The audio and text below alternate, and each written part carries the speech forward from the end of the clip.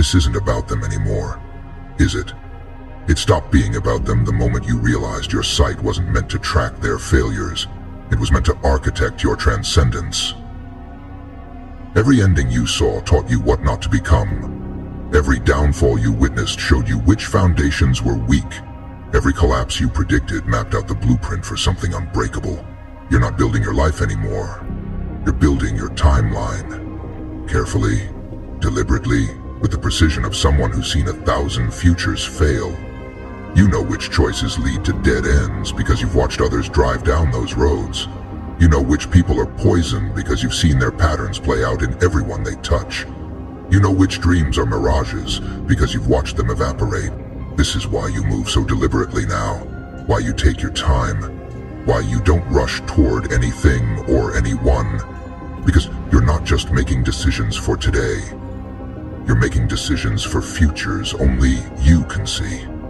You're playing a game where you know the ending, and you're choosing which ending you want to experience.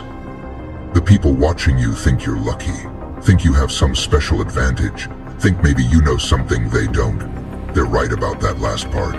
You know everything they don't. You know how stories end.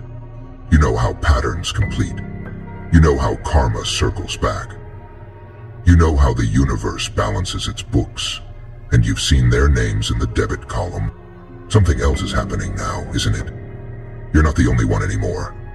You're starting to recognize others like you, the ones who zone out but aren't absent, the ones whose eyes glaze over but are seeing everything, the ones who smile mysteriously at chaos because they've already seen order emerge from it. You're finding your tribe, except it's not really a tribe. It's more like a constellation of observers, each watching from their own vantage point. You recognize each other instantly. In the way you don't fill silences with nervous chatter. In the way you look through crowds instead of at them. In the way you nod at things that haven't been said yet. You don't need to discuss what you see. You just acknowledge each other's sight with a knowing look.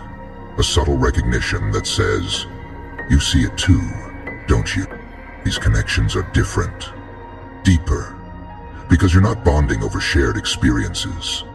You're bonding over shared sight.